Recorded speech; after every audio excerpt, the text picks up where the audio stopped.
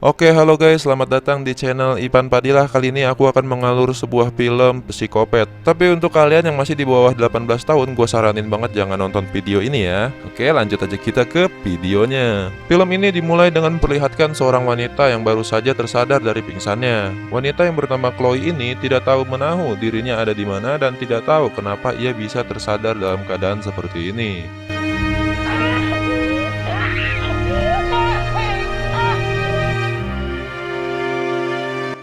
Tidak hanya sendirian, di sebelahnya juga terdapat wanita lain yang sedang disekap serta tidak sadarkan diri. Namun tak lama, wanita itu mulai menunjukkan respon yang sama serta merasa ketakutan tanpa bisa berbuat banyak. Yang sialnya, sebelum cukup lama mereka saling memperhatikan satu sama lain, datanglah seorang pria ke ruangan tersebut. Ya, nggak lain nggak bukan itu si pelaku. Wanita yang ada di sebelah Chloe langsung ditarik begitu saja tanpa diketahui apa alasannya. Selang beberapa menit, Chloe dihampiri oleh seorang wanita yang menjadi salah satu korban di tempat tersebut. Wanita dengan dalaman merah itu berkata kalau Chloe tidak boleh bersuara sedikit pun selama ia berusaha untuk membebaskannya. Dan dengan sejauh ini, Chloe berhasil dibebaskan tanpa ada gangguan sama sekali.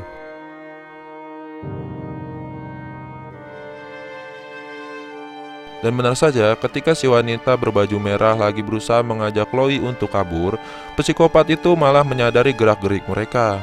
Sampai-sampai wanita itu tidak lagi bisa melawan dan Chloe cuma bisa pasrah setelah dirinya ditarik serta dibanting dalam sekejap.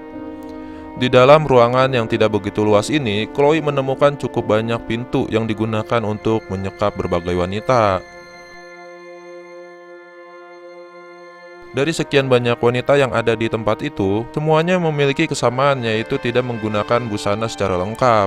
Yang lebih mengerikan lagi, toilet yang berada di ruangan itu benar-benar dilumuri oleh cairan merah manusia, yang tentunya belum diketahui pasti sudah terjadi insiden apa saja di dalam toilet tersebut. Mirisnya, mau ada jendela kayak gimana pun, Chloe tetap saja tidak bisa kabur dari ruangan itu.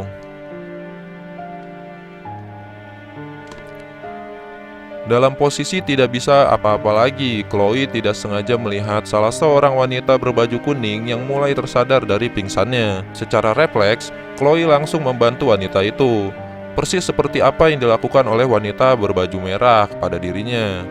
Hanya saja, demi menghindari hal yang tidak diinginkan, Chloe bergegas untuk mengganjal pintu masuk dengan sebuah meja yang terbilang cukup berat. Barulah setelah pintu itu sudah benar-benar terganjal, Chloe pun langsung membebaskan seorang wanita yang tidak ia ketahui namanya siapa. Sayangnya, dalam keadaan seperti ini, psikopat misterius mulai menyadari gerak-gerik mereka dan berusaha untuk masuk ke ruangan tersebut. Ya, secara cepat Chloe langsung mencari ide lain, yang dimana ia tidak sengaja melihat sebuah celah di atas plafon. Dengan mengandalkan meja kecil, Chloe pun mencoba untuk menyelinap masuk ke celah tersebut sambil mengajak si wanita berbusana kuning. Tapi apa daya, wanita itu cuma bisa pelangap-pelongo seperti orang yang tidak tahu harus ngapain. Yang ternyata, ia tidak mampu berdiri seperti Chloe alias kedua lututnya terlihat sudah bengkak setelah sempat dihajar oleh psikopat tersebut di hari penculikannya. Di titik ini, sebenarnya Chloe mulai merasa egois serta tidak ingin lagi menolong wanita tersebut. Namun, ia tidak sanggup melihat wanita itu berjuang sendirian, dan Chloe pun bergegas untuk membantunya sekali lagi. Sayangnya,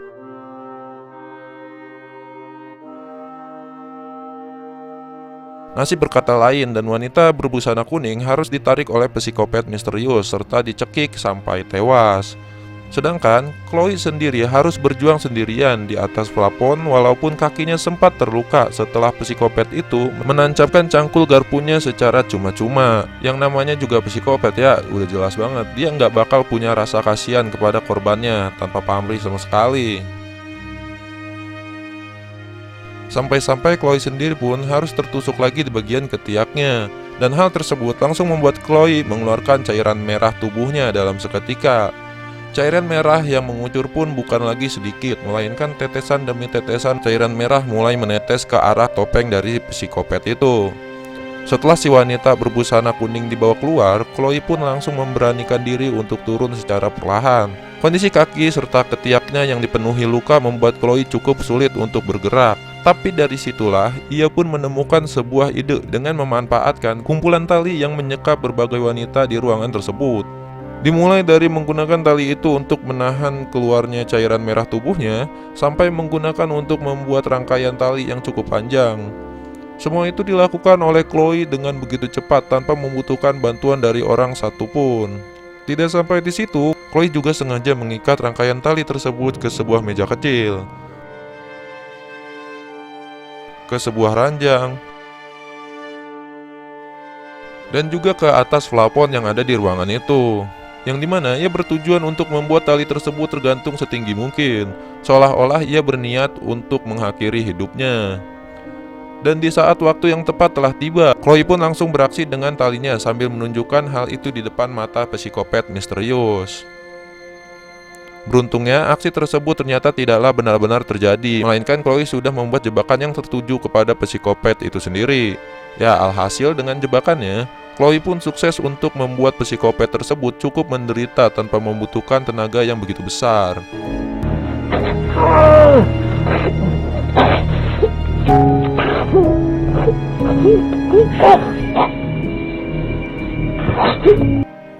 Pada kesempatan inilah, Chloe langsung menggunakan berat dari berbagai wanita yang ada di ruangan tersebut. Yang tidak lain dan tidak bukan, Chloe bertujuan agar psikopat itu semakin terangkat serta merasa tercekik secara perlahan. Chloe juga sengaja menarik tali tersebut sampai-sampai si psikopat nggak bisa berbuat banyak dan harus tewas dengan tubuh yang tergantung.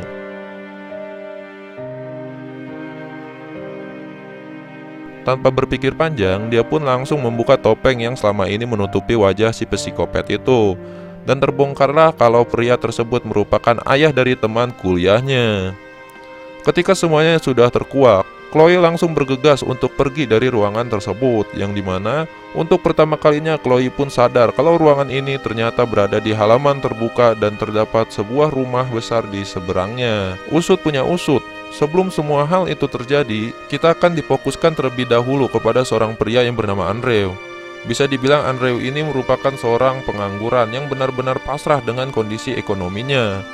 Saking pasrahnya, Andrew tidak lagi bisa membayar seluruh tunggakan kuliah dari anak perempuannya yang bernama Lindsay. Sampai-sampai Lindsay sendiri harus dikeluarkan dari kampus serta pergi meninggalkan sang ayah. Dari kejadian itulah, Andrew pun selalu dipantau oleh pihak-pihak misterius yang sepertinya tertarik untuk mempekerjakan Andrew. Dimulai dari mengirim sebuah paket rahasia ke rumahnya hingga menyuruh Andrew untuk mengantarkan paket tersebut ke alamat tertentu. Setiap tugasnya selesai, Andrew selalu diberi $200 secara tunai dan ia berhak untuk mendapatkan uang lebih apabila ada tugas tambahan.